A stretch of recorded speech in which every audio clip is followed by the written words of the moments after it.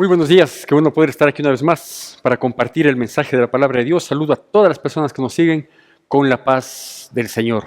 Bueno, como ustedes verán, ahora estamos en nuestro rinconcito que lo hemos denominado para lo que resta de este mes y quizás el próximo mes, el rinconcito del perdón. Y es precisamente ese el tema que estaremos desglosando, Dios mediante, desde la próxima semana, porque no solo que es indispensable, necesario, sino que hay mucho que decir para que Dios nos dé el entendimiento, para que Dios ponga también el sentimiento y sobre todo que nosotros tengamos la valentía de cumplir con el proceso, lo que a nosotros nos corresponde, para obtener esa libertad, porque el perdón lo que trae es libertad. Así que, si Dios lo permite, estaremos desde la próxima semana hablando del tema del perdón y que viene a bien precisamente como un tema concatenado con lo que estamos hablando, que es la familia. Hemos hablado de los roles en la familia, del rol del padre, del rol de la madre. Hoy nos corresponde un poquito dos temas. Lo vamos a pasar así un poquito rápido. Estos temas normalmente nosotros en la congregación los dábamos a nivel de talleres, es decir, varias semanas con los debidos deberes y etcétera, etcétera. Pero ante la imposibilidad todavía de poder reunirnos en grupos pequeños, en espacios pequeños, sí, pues no nos queda más que tratar de dar estas pastillitas de alimento espiritual para sostenernos, sustentarnos, obviamente sumado a sus devocionales, sumado a su lectura de la palabra y sumado a su tiempo de oración, vamos a mantenernos fuertes, robustos en la fe para continuar en tiempos difíciles, complicados como los que estamos viviendo, pero cogidos de la mano del Señor, vamos a salir adelante. Bueno, entremos en tema. Todos los miembros dentro de la familia debemos cumplir un rol, debemos cumplir una misión, debemos saber cuál es nuestra posición que tenemos y tratar de hacer nuestra parte desde esa posición. La familia a la postre viene a ser una maquinita, ¿sí? En donde hay varios engranajes y si es que todos funcionamos acorde a lo que nos corresponde, pues todos vamos a salir bien, a todos nos irá bien. Pero también podemos verle a la familia como un cuerpo humano, ¿sí? Es decir, el hombre es la cabeza, la mujer viene a ser el tronco, yo lo he dicho inclusive que es el cerebro, y los brazos, las extremidades vendrían a ser los hijos, por dar una simbología, por dar un parámetro para entender que si la familia es como un cuerpo humano, cuando uno está dolido, cuando uno no está bien, cuando uno está fallando, termina afectando a todo el cuerpo. Es decir, no es que si a un hijo le va mal o una hija está descarriada o la cabeza, Dios no permita, está adolorida y el tronco está medio desviado, ¿sí? El resto va a quedar como que si no pasa nada. No es así. Lastimosamente o ventajosamente, ¿sí? No es así. De tal manera que si todos cumplimos nuestra misión, nuestra función, nuestros roles, nuestras obligaciones, pues todos vamos a marchar bien. ¿Por qué? Porque entonces todos vamos a estar unidos, ¿sí? Para apoyarnos unos a otros, de tal manera que si el otro está débil, mi fortaleza le sostendrá. Si el otro está dolido, pues mi salud le suplirá ese dolor. Y así es como tenemos que funcionar. Bueno, hablando de los hijos, yo quiero partir únicamente, hay mucho en el libro de Proverbios, por ejemplo, hay extensas cantidades de versículos que nos podrían ayudar, ¿sí? Desde aquel que dice que instruye al niño en su camino para que cuando sea viejo no se aparte de él, o que la necedad está ligada al muchacho, más la vara de la corrección le apartará de ella, y en fin, un sinnúmero de versículos que nos hablan para los niños, para los adolescentes, para los más grandecitos, etcétera, etcétera. Yo quiero resumir eso con algo que menciona la palabra de Dios y que va a salir en pantalla, este texto del libro de Efesios capítulo 6, versículos del 1 y 2. Efesios capítulo 6, versículos 1 y 2, que la palabra de Dios dice así. Hijos, obedeced en el Señor a vuestros padres, porque esto es justo. Honra a tu padre y a tu madre, que es el primer mandamiento con promesa para que te vaya bien y seas de larga vida sobre la tierra. Bueno, Perdón, había yo sugerido solo versículos 1 y 2 y en realidad lo leí hasta el versículo 3. ¿Qué dice aquí respecto de los hijos? La posición que ellos tienen dentro de familia.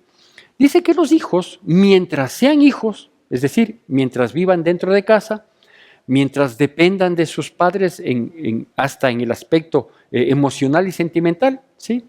Deben obedecer a sus padres, ¿sí? Esta obediencia obviamente está sujeta a que esté encaminada al cumplimiento de ciertos objetivos buenos, ¿sí? Porque lastimosamente hay padres que obligan, piden, impulsan a sus hijos a hacer algo malo para sacar algún provecho, o simplemente pues no entendemos cómo quienes nos decimos progenitores, es decir, padres que debemos cuidar a nuestros hijos, a veces pues piden los progenitores hacer ciertas cosas indebidas. Entonces, obviamente esto, como lo dice en Colosenses capítulo 3, sí debemos hacerlo como conviene en el Señor. Pero aquí dice que los hijos deben obedecer a los padres. Los padres, no debemos olvidar que somos cabeza y somos autoridad. Juntos somos autoridad sobre los hijos. De tal manera que para obtener esta obediencia que pretendemos de nuestros hijos, que ellos deben tener hacia nosotros los padres, nosotros debemos ejercer autoridad y ejercerla conjuntamente con nuestro cónyuge. Cuando la autoridad se divide, ¿sí?, pierde toda fuerza. Cuando la autoridad está dividida, se vuelve manipulable, se vuelve manejable. Es decir, cuando los hijos ven que entre papá y mamá no hay acuerdo en el ejercicio de la autoridad, de manera consciente o aún de manera inconsciente, comienzan a manipular, cogiendo lo que les conviene del uno, confrontándole con el otro, haciendo caso solo de lo que me gusta y no haciendo caso de lo que no me gusta, aceptando y teniéndole de amigo a uno y volviéndome enemigo del otro, respaldándome en el que yo quiero y confrontándole con el que no estoy de acuerdo. Para evitarnos esta catástrofe que trae rebeldía, que trae confrontación y obviamente trae destrucción, debemos saber que la obediencia de nuestros hijos va a ser mucho más fácil obtenerla, manejarla, guiarla, ejecutarla, cuando la autoridad está unida, cuando papá y mamá estamos de acuerdo en el ejercicio de la autoridad. ¿Y por qué destaco el ejercicio de la autoridad? Porque podemos no estar de acuerdo en otra cosa, siempre y cuando esto no sea un ejercicio de la autoridad. Es decir, si mañana yo no estoy de acuerdo en el color de ropa que usa mi hija, ¿sí?, no digo en el tamaño de la ropa, sino en el color de ropa, sí, si de pronto no estoy de acuerdo en un peinado, qué sé yo, o sea, cosas sin importancia, ahí no tiene trascendencia el hecho de que estemos o no de acuerdo con mi cónyuge, ¿sí?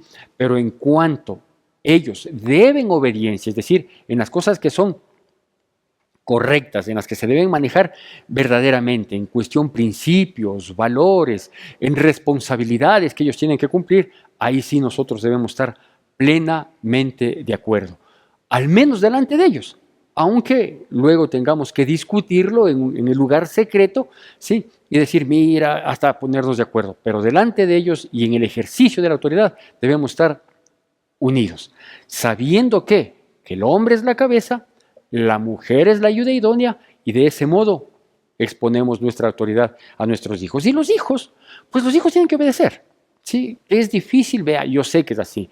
Hasta en mi época obedecíamos, aún cuando éramos adultos, aún cuando ya éramos profesionales y seguíamos viviendo dentro de casa de nuestros padres, obedecíamos a nuestros padres. Por ejemplo, yo recuerdo que pedíamos permiso para salir, sea a dar una vuelta, sea a cumplir un compromiso, sea para lo que sea. Pedíamos permiso. Y si el permiso se nos daba, íbamos. Y si no se nos daba, no íbamos. Así de simple, ¿no es cierto? Hoy no. Hoy los chicos llegan a cierta edad en la que ellos creen, ¿sí?, que por estar en esa edad, que no significa necesariamente madurez, ya pueden decidir y ya no piden permiso. Solo avisan que van a salir en el mejor de los casos. En otros casos ni siquiera avisan, ¿sí? ¿Y qué ha pasado con eso? Pues que la modernidad dice que es así, porque ya no son esos tiempos. Vea, hay tiempos y tiempos. Y efectivamente ya no son los tiempos de la no tecnología, hoy son tiempos de la tecnología.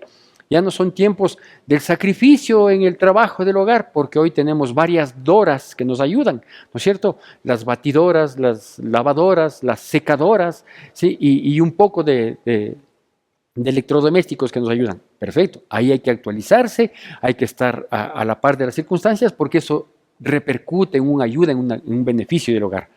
Pero en cuestión principios bíblicos, en cuestión de ley de Dios, no podemos modernizarle, no podemos cambiarle. ¿Sí? Y si aquí dice, hijos, obedeced a vuestros padres, porque eso les conviene, porque este es el primer mandamiento con promesa para que tus días sean largos y te vaya bien sobre la tierra. ¿Sí? No podemos decir, hijos, si algún rato quieren, obedezcan a los padres, o hasta cierta edad, hasta cierta circunstancia van a obedecer a vuestros padres. Después hagan lo que quieran, pero al menos avisarán. No, no podemos cambiar a la palabra de Dios así. ¿Por qué están los hogares como están? ¿Por qué la sociedad está como está? Porque hemos vulnerado estos mandamientos de Dios. ¿Por qué hemos cambiado? ¿Por qué hemos permitido, so pretexto de cualquier cosa, pero hemos permitido que los hijos comiencen a tomar decisiones y en eso nos han confrontado a los padres porque se cogen o de la mamita o del papito que es el consentidor, se cogen o de uno de sus progenitores que es el más pana, el más amigo, el más allegado, ¿sí? Para confrontarle con el otro, ¿no es cierto? Entonces ellos de manera consciente o inconsciente dividen la autoridad. ¿Para qué? Para salirse con la suya. El problema es que al salirse con la suya no son lo que quedamos confrontados los padres, sino que estamos vulnerando la palabra de Dios, estamos yéndonos en contra de la palabra de Dios. Y ahí nosotros vemos, ¿no? Al progenitor consentidor, no quiero decir ni el papá ni la mamá, porque en cada hogar es diferente. Y vamos diciendo, pero déjale, ya es grande, él ya sabe que horas tiene que regresar, él sabe escoger sus amistades, él sabe hasta que fracasa. Hasta que fracasó y nos damos cuenta que no ha sabido. ¿Cuándo? Cuando a veces el problema ya es terrible. Así que yo sugiero, por ejemplo, y le voy a explicar el porqué, que los hijos obedezcan a los padres mientras, toda la vida, pero mientras son hijos de familia, es decir, viven bajo un mismo techo, aunque sean profesionales, aunque trabajen, aunque ganen mucho dinero, aunque lleguen a conocer en el aspecto académico muchísimo más que los padres, aunque tengan más títulos y posgrados que nosotros, aunque hablen más idiomas que nosotros, aunque manejen la tecnología al revés y al derecho y nosotros seamos totalmente neófitos frente a eso, aunque nos superen académicamente, obedézcannos, obedézcannos. ¿Por qué? Aquí viene la explicación. Pues resulta que yo le había dicho, porque la palabra así nos muestra, que el cabal desempeño y desarrollo de una persona, ¿sí?, es solo en función a la familia. Es decir, nunca una persona se va a desarrollar cabalmente, correctamente, dentro de los parámetros divinos, cuando está fuera de la familia. Sea esto fuera físicamente o fuera emocional y espiritualmente. Es decir, si la familia se maneja de una forma y un miembro de la familia es ajeno a eso, aunque vivan juntos, pero no están unánimes, va a haber problemas.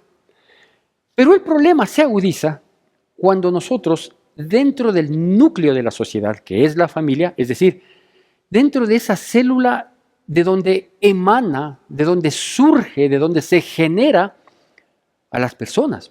Es decir, en la familia están los hijos que el día de mañana se independizarán, que el día de mañana serán cabezas, serán ayudas idóneas, que el día de mañana serán los gobernantes, que el día de mañana serán, en fin, ellos son los que van a tomar la posta en la sociedad.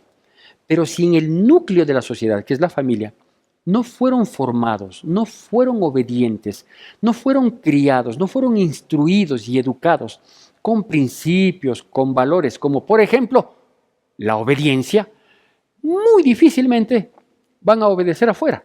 Muy difícilmente van a obedecer afuera. Si dentro de casa no cumplieron la instrucción, muy difícilmente van a cumplir la instrucción afuera. ¿Sí? ¿Por qué? Ahora nosotros vemos los resultados. ¿Sí? Si dentro de casa no les hicieron que respeten, por ejemplo, los papitos les dijeron, tienes que respetar el espacio que le corresponde a tu hermano o a tu hermana. Tienes que ser solidario con tu hermano o con tu hermana. Tienes que apoyar en tal o cual situación. Debes cumplir tus responsabilidades antes de señalar y criticar las responsabilidades de los otros. ¿Qué pasa? Que salen al mundo, ¿sí? Son empleados públicos o privados, o tienen sus empresas, sus negocios, o ejercen su profesión, o tienen tal o cual actividad, ¿sí?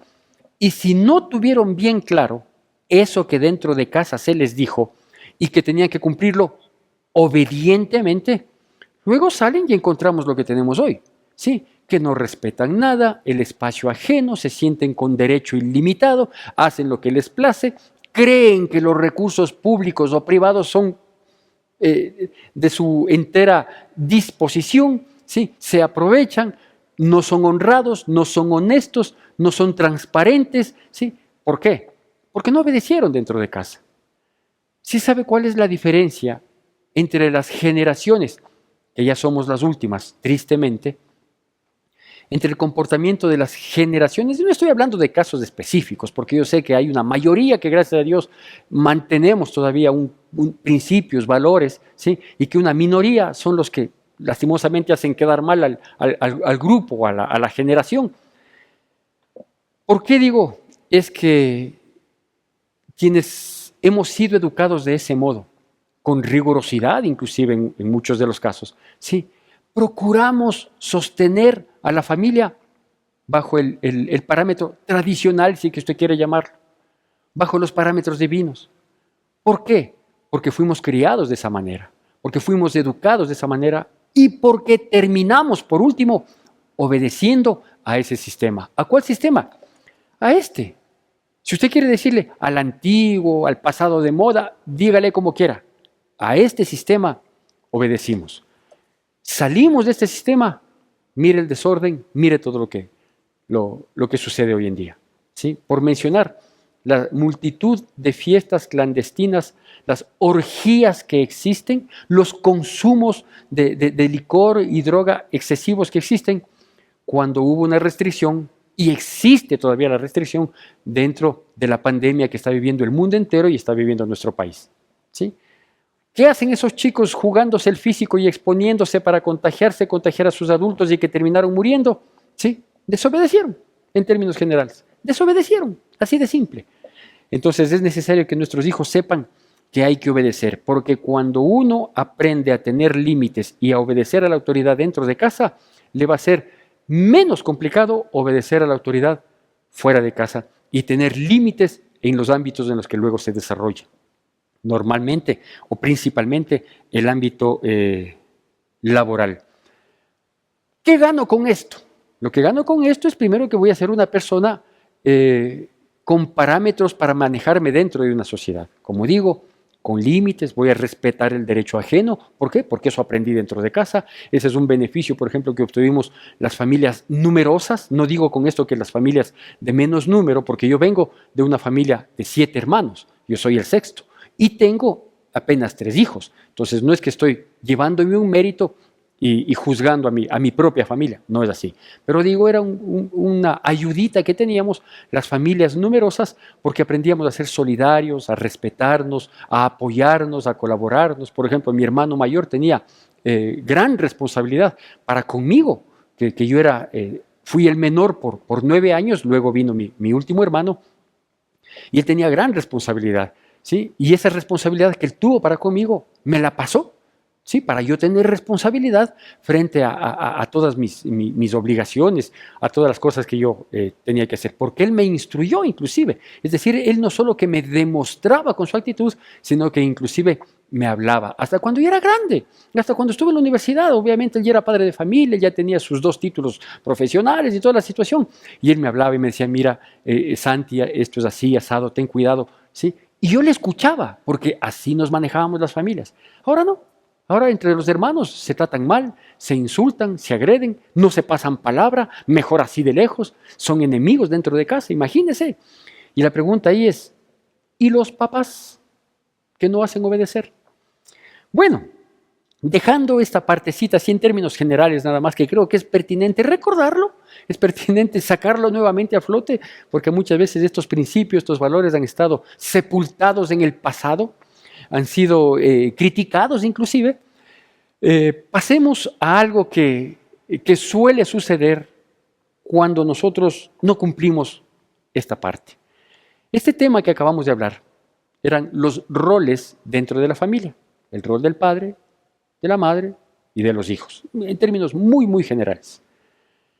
Cuando no cumplimos los roles dentro de casa, cuando el papá no es una cabeza, no es una buena cabeza, porque no se trata solo de ser papá, sino de ser un buen papá, y aquí quiero hacer yo un paréntesis, muchas veces se ha comentado, se ha dicho, que los niños necesitan una figura paterna. Y mal entendido esto, a veces se les quiere poner o se les quiere permitir que el papá, con vicios, irresponsable, sin modales, con un vocabulario terrible, con unas actitudes totalmente perjudiciales, pero que tiene que permanecer ahí, porque los hijos necesitan una figura paterna. Perdóneme, yo discrepo totalmente. Y no es que estoy a favor de la disolución de los hogares, para nada.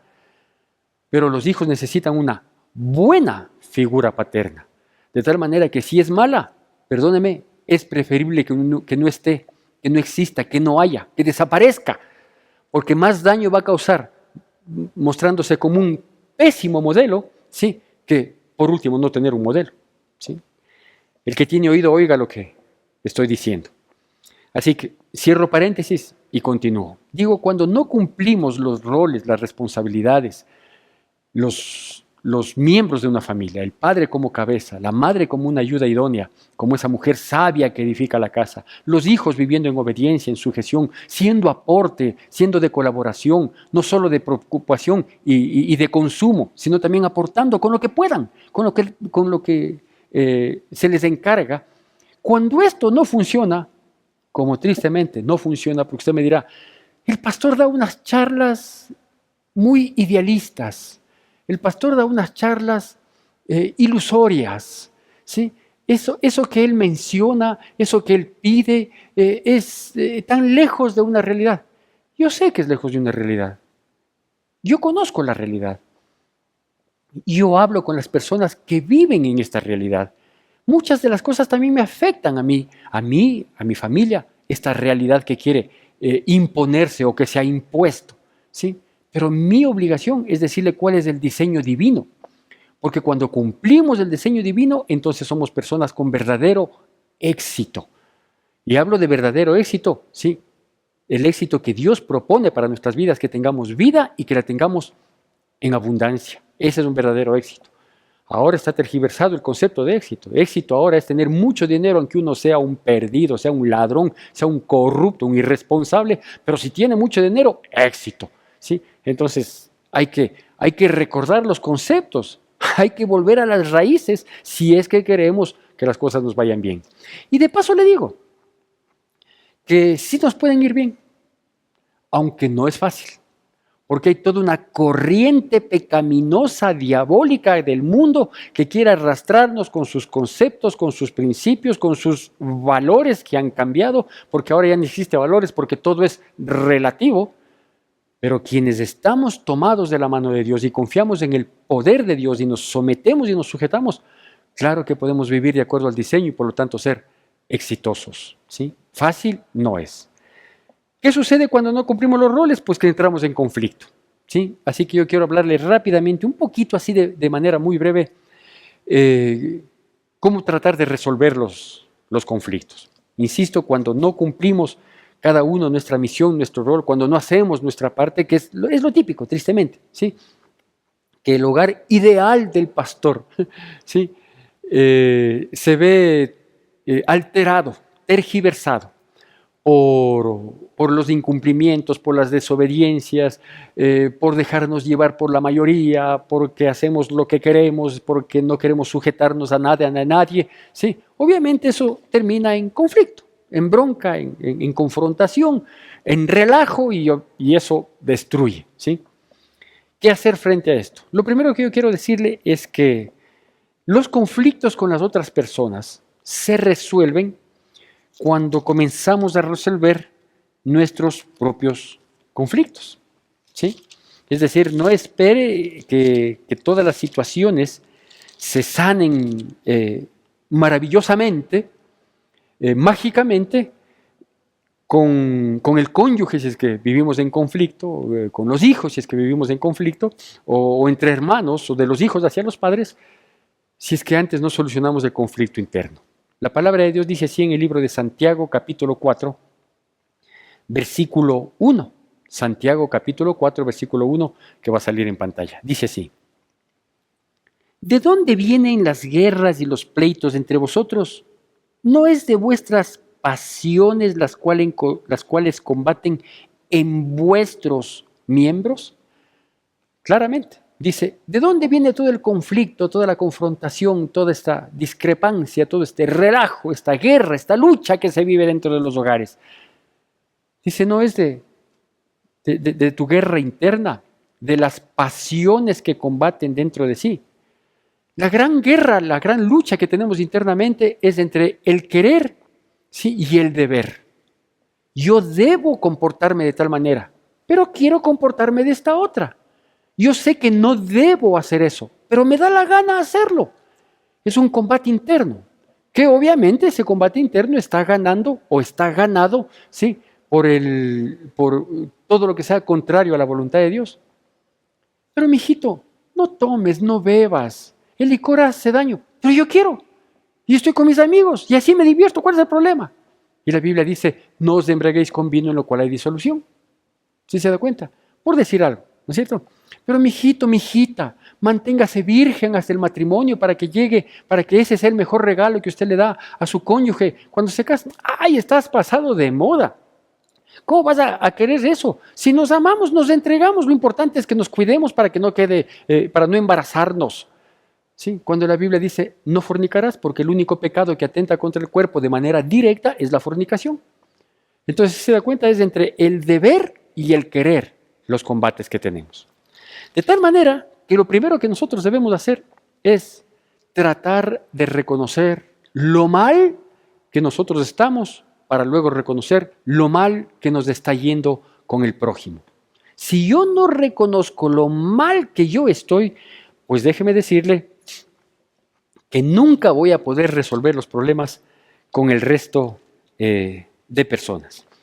Quiero citarle un versículo más que se encuentra en el libro de Proverbios, capítulo 15, versículo 21. Libro de Proverbios, capítulo 15, versículo 21, dice así, que va a aparecer también ahí en pantalla.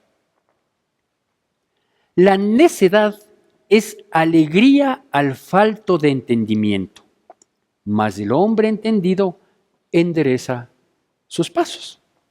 Bueno, discúlpeme que vaya tan rápido en el tema, pero hoy es la última charla que voy a hablar de la familia y luego, como le mencioné, entraremos en la del perdón, que es súper necesaria. Y este versículo 21 del capítulo 15 de Proverbios, en concordancia con Santiago capítulo 4, versículo 1 que acabé de leer, en el que dice que de dónde vienen las guerras, las contiendas, los pleitos, los problemas, las dificultades, de cada uno de nosotros, de las pasiones que combaten dentro de nosotros.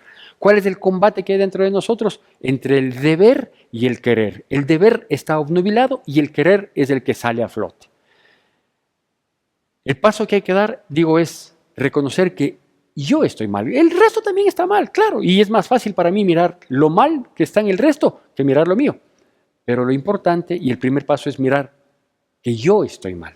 Yo no voy a poder resolver y vea, no haga que le insista, ¿sí? No haga que le pruebe, no le tome esto como un teorema que tiene que ser demostrado. No hagamos así. Seamos honestos, seamos sensatos. No voy a poder resolver mis problemas con nadie, ni con mi cónyuge, ni con mis hijos, ni con mi hermano, ni con mis padres, en la posición que tengamos en familia. Y obviamente afuera, ni con el jefe, ni con el compañero de trabajo, ni con el compañero de la universidad, ni con el vecino, con toda la gente que nos rodeamos. No voy a poder resolver mis problemas si antes no resuelvo el problema que está dentro de mí. El necio se alegra, dice, el falto de entendimiento se alegra, diciendo, yo estoy bien, a mí no me pasa nada, el resto están equivocados, todos ustedes están mal, lo que yo hago está bien, y si algún rato yo hago algo mal, es porque ustedes me provocan. La persona que dice eso es por demás torpe, por demás necio. Por eso dice aquí el versículo 21, la necedad es alegría al falto de entendimiento. Necios, tercos, todos están mal menos yo. Mentira. El que más mal está es el que no quiere reconocer. Pero el hombre entendido, dice el versículo 21, la segunda parte, más el hombre entendido endereza sus pasos. Hagamos esto pues. Seamos personas entendidas, racionales, conscientes, cristianas y busquemos ese reconocimiento y decir, sí, yo estoy mal, la vida que yo he tenido ha estado mal, tengo muchas cosas malas que vengo acarreando, mis conductas, mis comportamientos, mis costumbres, mi vocabulario, mi carácter, y en fin, ve, hay una lista larguísima de situaciones que están malas, algunas de esas están aquí, ¿no es cierto? Por ejemplo, yo me enojo, soy mentiroso, tengo odio, egoísmo, envidia, desobediencia, chismes, iras, duda, engaño, por decir algo, ¿sí? Fornicaciones, adulterios, qué sé yo, inmoralidades, o sea, hay un sinnúmero de cosas que nosotros vivimos, que nosotros tenemos dentro de cada uno, ¿sí? Que damos rienda suelta de vez en cuando y quiero solucionar los problemas con el resto. Primero soluciono el mío. Porque el entendido, ¿sí? El racional es el que primero toma esta situación. La segunda cosa que quiero decirle, es decir, la primera es un reconocimiento de que yo estoy mal. La segunda cosa que yo quiero decirle es que a los problemas, a los conflictos y a las dificultades no las debemos evitar. Las tenemos que enfrentar, ¿sí? La esposa dice, habla con tu hijo, mira, ya está creciendo, ya tiene 11 años. La precocidad de los chicos y chicas hoy en día es cada vez a más temprana edad. Dice, habla, guíale, instrúyele, está con malas amistades, está medio raro, se encierra en el dormitorio, su mejor amigo es su celular, por favor, habla, comparte con él.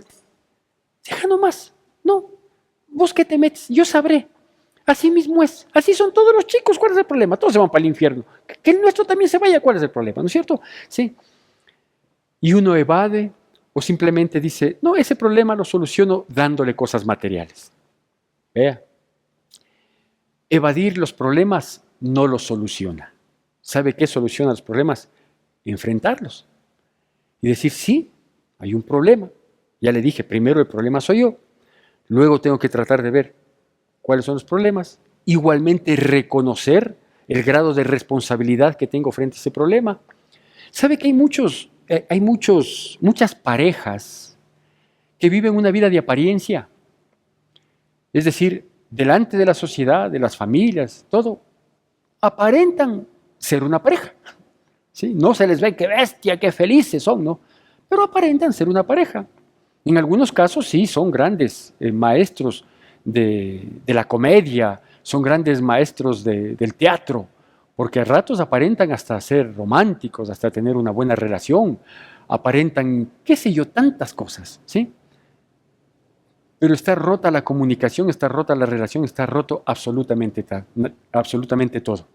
¿Y sabe qué hacen para solucionar? Nada. Nada no hacen para solucionar. ¿Por qué? Dice, es que cuando hablamos discutimos, es que cuando... Bueno, si hablando entre los dos siempre terminan discutiendo, pues busquen ayuda con un tercero, pues. Pues busquen ayuda con un pastor, busquen ayuda con... Hay un sinnúmero de opciones. Hoy, gracias a Dios, obviamente no vayan a buscar ayuda en la brujería, en la hechicería. No es que vamos a hacernos una limpia y regresamos limpiecitos, o sea, por favor. Hay orientadores familiares, hay psicólogos, hay líderes espirituales, o sea, busque ayuda, pues. De tal manera que los conflictos hay que enfrentarlos, ¿sí? Y enfrentando los problemas, pues tengamos una actitud correcta para poder enfrentarlos. Las guerras no se solucionan con más guerra. Nunca ha pasado eso. Usted puede revisar la historia mundial, puede revisar la historia de nuestro país, puede revisar la historia de su familia, puede revisar su propia historia y va a darse cuenta que cuando ha habido conflictos, ningún conflicto se solucionó con guerra, ninguno, absolutamente. Todos se solucionaron procurando la paz y manejándonos con absoluto respeto. Permítame darle un versículo más. En el libro de Gálatas, capítulo 6, versículo 1, nos dice así. Gálatas, capítulo 6, versículo 1, nos dice así. Hermanos, si alguno fuere sorprendido en alguna falta, vosotros que sois espirituales, restauradle con espíritu de mansedumbre, considerándote a ti mismo, no sea que tú también seas tentado. ¿Qué dice estos versículos? Bueno, estos versículos son muy claros. Dice, ve, si ya ves que tienes problema con alguien, debes reconocer que tú eres el primero que tiene problema. No puedes evadir el problema si es que quieres solucionarlo. Si no quieres solucionarlo y quieres que se empeore, deja que el tiempo lo solucione. El tiempo no soluciona nada. El tiempo lo pudre todo. Entonces, tienes que enfrentar el problema. Si puedes hacerlo de manera personal, gloria a Dios, en buena hora. Si no puedes hacerlo de manera personal, pues busca ayuda. ¿Sí? Pero trata de solucionar el problema. No le dejes ahí, archivado. ¿Hasta cuándo? Hasta cuando Dios disponga. Dios no dispone ese tipo de cosas. Dios dice, ve, en cuanto dependa de vosotros, estad en paz con todos. Ya, eso dispone Dios. Romanos capítulo 12, versículo 18. Ya, en cuanto dependa de vosotros, estad en paz con Dios. No, yo voy a solucionar el problema cuando Dios disponga. Hace 2000 años dispuso eso, en Romanos 12, 18. ¿Qué tenemos que hacer? Una pausa y decir, a ver, si yo trato de ser una persona tranquila, que procuro una solución, yo voy a tomar la iniciativa. Vosotros que sois espirituales, comencemos por manejar las cosas con respeto hacia el otro, que termina siendo mi enemigo, ¿no? Que termina siendo mi enemigo, pero que a la postre tiene que volver a ser lo que es, pues, o mi amigo, o mi compañero de trabajo, o tiene que volver a ser mi hijo, o tiene que volver a ser mi hija, o tiene que volver a ser mi cónyuge, pues. Si estoy bronqueado, peleado, enojado, distanciado con mi cónyuge, yo no me casé para eso. Entonces yo, que soy espiritual, yo que debo tomar la iniciativa, porque yo soy el inteligente, porque yo no soy el falto de entendimiento, yo soy el inteligente, entonces voy a dar ese paso con paz, restaurarle con espíritu de mansedumbre, ¿sí? Las cosas, los problemas se resuelven con paz, con tranquilidad, con sosiego, ¿sí? ¿En qué tiene que terminar un problema? Pues un problema tiene que terminar en perdón. ¿Sí? Le anticipo algo para que nos siga escuchando, porque estamos a punto de terminar esta charla. El perdón no necesariamente significa oportunidad. El perdón tiene que ser eterno. El perdón tiene que ser permanente. El perdón siempre tiene que estar a la orden del día, aunque las oportunidades pueden acabarse. Pero tenemos que procurar ese perdón. Sin oportunidad, pero en paz. Sugiero nada más, que la familia, todos, el papá, la mamá, y estas sugerencias son importantes, o sea, no porque ya estoy concluyendo este tema y en este día vamos ahorita a apagar el televisor o a suspender en cualquier aparato inteligente que estén viendo. No le apague, por favor, escúcheme hasta el final. Pasos muy importantes en la vida que nos van a afirmar en el caminar diario son algunos, pocos, pero necesarios. Nosotros tenemos que tratar de ser, en todos los actos de nuestra vida, estoy hablando a la familia, ¿no? Estoy hablando al papá, por favor, estoy hablando a la mamá, estoy hablando a cada uno de los hijos, ¿sí? Nosotros tenemos que tratar de ser sinceros, honestos, en todos los actos de nuestras vidas. Si yo soy honesto conmigo mismo, y soy honesto con mi cónyuge, con mis hijos, y soy honesto en mi trabajo, con mi jefe, con mis compañeros de trabajo. Soy honesto con el Estado, con el gobierno, en mi condición de ciudadano. Si yo pago mis impuestos, por ejemplo, ¿sí? Esa sinceridad, esa honestidad, ¿sí? Va a hacer que yo esté dando el mejor ejemplo a mis hijos, a mi esposa, y eso me va a dar autoridad a mí para poder demandar de ellos cuando por alguna situación, Dios no permita, ellos quieran ser deshonestos. Uno tiene que ser honesto, uno tiene que ser sincero, pero sin necesidad de ser ofensivo. La sinceridad nos conduce a que nosotros seamos personas transparentes. Pero no quiere decir sinceridad el hecho de que yo digo todo lo que pienso sin saber si causo o no daño, si perjudico, si ofendo. No, eso no es sinceridad. Eso es ser agresivo. Eso es querer descargarme sin saber a quién le caiga. Es como que si uno fuera una volqueta que está lleno de molones y me siento tan pesado que quiero descargarme y claro, caen esos molones y lastiman y hieren y perjudican y ofenden. No, eso no es sinceridad. La sinceridad es la expresión de lo que tengo en mi corazón, que espero esté de acuerdo con lo que tengo en mi mente, es decir, el pensamiento junto con el sentimiento, y expresarlo de la manera más respetuosa que podamos hacerlo. Así se manejan los buenos seres humanos. Así nos debemos manejar. Obviamente hoy no pasa eso. Vea usted cómo se maneja la política. Solo vea las noticias de cómo se dicen el uno al otro. Vea usted cómo se manejan los que compiten malsanamente en la vida. No lo hacen de esa manera. Por eso fracasan. Por eso tienen éxitos económicos, pero son unos fracasados en la vida. Yo le invito para que usted y yo seamos honestos, sinceros. Otro aspecto es que nosotros debemos ser respetuosos. Tratar de entender, aunque no acepte, aunque no comparta, pero tratar de entender la posición de la otra persona. Tratar de ayudarle. No atacarle. No ponerle bajo el pie y aprisionarle. No decir, si este me estorba, le quito del camino. No, Señor, no es así. El respeto nos lleva a ser inclusive solidarios, generosos, nunca confrontativos. Todo esto se resuelve en una palabra: transparentes. Y un ejemplo de transparencia es, qué pena que no lo traje, pero un ejemplo de transparencia es que mi aspecto secreto de la vida no tenga códigos de seguridad. Y usted sabe a lo que me estoy refiriendo. Su celular es el cómplice de muchos de sus pecados. Su celular o sus redes sociales, ¿sí?, son los cómplices de muchísimos de los pecados que no los va a poder superar porque tiene quien le alcahuetee su celular. ¿Quiere ser transparente? No ponga códigos de seguridad ni claves de seguridad, ni en su celular, ni en sus redes sociales, ni en su correo electrónico.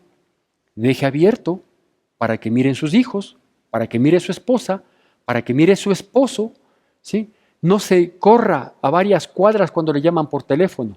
No se esconda en el baño para revisar muchas cosas del celular. Hay que ser transparentes. Qué difícil es esto, ¿no? Qué difícil es esto. Pero si usted quiere ser una persona de bien, si el hijo quiere ser una persona de bien, no se encierre en el cuarto con seguro para estar mirando lo que está mirando. Si uno es honesto, si uno es sincero, si uno es respetuoso, si uno es sano, si uno procura el bien, total transparencia. Total transparencia. Comencemos a trabajar en esto. Y espero que nos veamos, Dios mediante, en estas charlas la próxima semana, que vamos a arrancar con este tema maravilloso que es el perdón. La frase más hermosa que jamás se ha dicho y que es la que sostiene el mundo está aquí al lado izquierdo de su pantalla, a mi lado derecho, dicha por el Dios todopoderoso, soberano y majestuoso, Cristo Jesús, que lo dijo con brazos abiertos. Y obviamente los días domingos de manera presencial en nuestra congregación. Que Dios bendiga poderosamente sus vidas en Cristo Jesús. Todo lo puede tu amor, todo lo mueves con tu mano, salvación. Hasta el mar se abrirá para que yo pueda pasar. Por eso mi voluntad es para ti. A tus pies, a tus pies, a tus pies, oh Señor. A tus pies, a tus pies, a tus pies.